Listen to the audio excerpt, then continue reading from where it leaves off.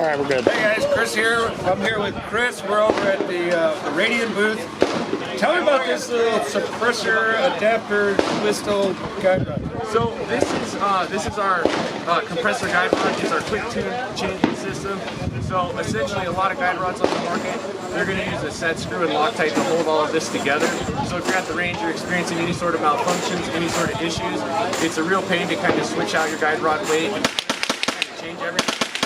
What we've done is we've introduced more of a dovetail captured system here. If I can just slide it off. There's a little dovetail cut out right in here, and then on the top or on the bottom side of the cap right there, matches. So all the pressure from the guide rod spring, when you put this down and you change out your weight, sorry guys, this will just slide right back in here. And then there's no chance of this coming off because you have a retainer itself up here, and then the weight from the taper, or sorry, inside in. And then once it's set inside your block, there's no way for it to come out free floating in there. We recommend running 18-pound, 15-pound, or 13-pound, depending on what you might be experiencing. This is a great pair for afterburner ramjet. Awesome. So all you guys that are looking for twisting and tweaking your guns, trying to put compensators and all that, Radian's got a great option now, so you can actually fine tune it a little bit more. And it will come with the 18-pound spring that includes standard with their blocks when you purchase them, 15-pound and a 13-pound just for quick. Got all the adjustability, all in one package. Awesome. For these in the shop soon, we're definitely have to get to it. Yeah. Thanks a lot, Chris. The unique part of the Model 1 is the ADAC system, which you can buy as a complete lower. It's a fully ambi system that's designed to function from both sides. So in your typical malfunction drill, you're doing all kinds of stuff and relying on a bad lever, flipping the gun. This makes it super easy. You can go back, drop your mag, you're racking, and then you press the mag button again, let them bolt forward, load, and you've got a bolt drop here. Your gun never has release is also the bolt hole? Yes. So you drop your magazine and you can catch your bolt back. Wow. Yeah. Add a new mag in, bolt drop, you're back in the action. This works best. So that's the big difference in the ADAC system. And the gun itself is just a super premium rifle, match grade barrel. So we do 16, 14, 5. We do shorter than that, moving forward. Right. H2 is buffer system. We use the longest gas load we can to minimize recoil. It's just a premium component. Our trigger in it. It's a partnership with Timmy. Single stage, usually. What's that? Timmy makes amazing. Yeah, they do a great job for us. So if you want to go ahead and fire it up, Absolutely. give you 5 rounds to go. So I'm going to start off by just reaching over. I'm not going to hold the opposite side at all. Just literally. Mag in, same side. Drops it right down. That's slick. That is slick.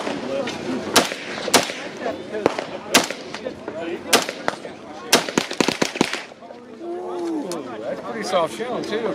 Yeah. That is cool. That is just, yeah, right. Ooh, I can't get over that. So charge, mag release, mag falls out, bolt locks back, ready to rock and roll. That is cool. And if you're a lefty, it's got the same feature. So if you're backwards, then you're going to jump to the other side. I can't do this on a left-handed person, but basically this is your magazine release. This is all tied together, so same functionality. You can lock the bolt back here, this side, and you still have your traditional bolt drop. So a lefty has the same functionality. It's not quite as smooth because these controls are a little bit beefier on the right side. But at the same time, if you're backwards, you're used to doing stuff backwards. Life is hell compared to this. Yeah, so it's designed to function for both, and then of course we make different charging handles. This is designed with a longer lever here to depending on which side you're charging on. And the forward, so it doesn't interfere with the left-handed person charging the gun. Okay, I was also, noticing it looked a little forward. Yeah, intentional to make it as intentional as possible. That's awesome. Yeah. Then we got the block. Yeah, and then we have some new block stuff. Obviously, primarily a rifle company from the rifle build department. That's my role at Radian. But we are expanding a lot into the pistol world. And the first thing we dropped earlier this year, I want to say mid-year, was the Afterburner and Ramjet. Afterburner, Yeah, which you're probably familiar with. It's 40% recoil reduction, non-threaded designs, it's legal for sale in the United States. Right, and I have not shot that, so I'm excited. Yeah, so to you try can, that if you want to, you can start there and then the new thing for shot this year is our Guardian Optic protector. Our lowers, our uppers, our hand guards. So he was saying that it works with an MOS plate and then has the cover on the front, but No, it works in an MOS cut. However, this is our own unique plate. that's what I meant, yeah. Very unique. The Guardian is mated to the plate with a super strong mechanical connection. And then we use a T25 set screw on top, same thing on the bottom. Because this uses mounting studs versus screwing to the plate, so there's actually studs inside this plate that protrude up. okay. We have more than double the engagement surface on these screws versus the standard plate. So the plate has There's what we call a stud lock interface. Okay. And it's basically a oval-shaped cut that the stud sits in, and then these top screws screw to it. Okay. And it's locked into the bottom plate that way.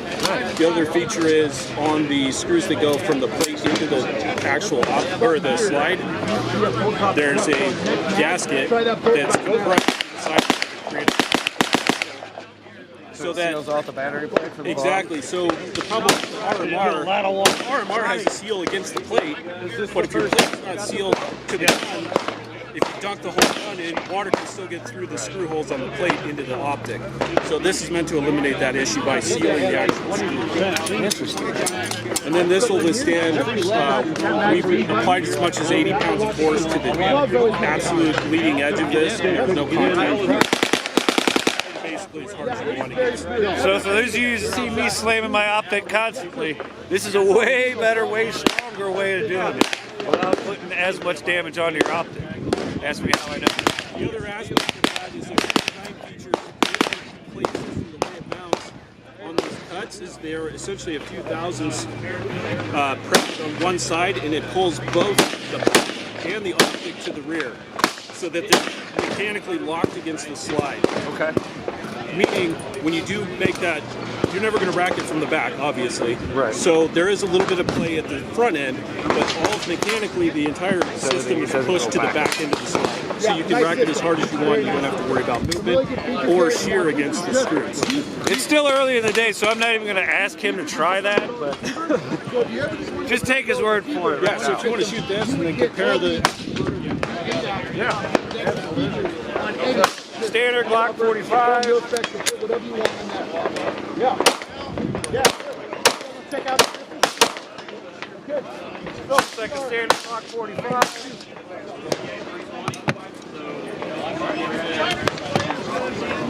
Then we got the one with the Ramjet.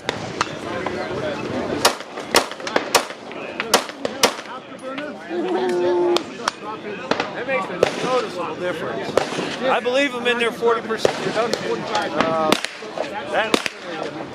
And overall, it doesn't add a whole lot to it. You're looking at basically a Glock 16 length, but it's with a 35. So phenomenal option. The other thing I should point out is notice that here you've got Right?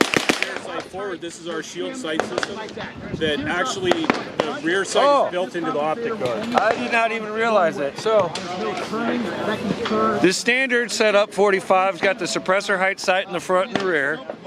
And then on this one, the front sight, and I don't know if you can get that through there, Vin, but the front sight is actually on the plate or the rear sight is actually on the plate to co-witness with the front sight through the optic. Allows for really nice. That is awesome. Yeah, and that's the idea, is you're not supposed to notice it, right? Because that's the problem with shooting red dots for people who are iron sight shooters.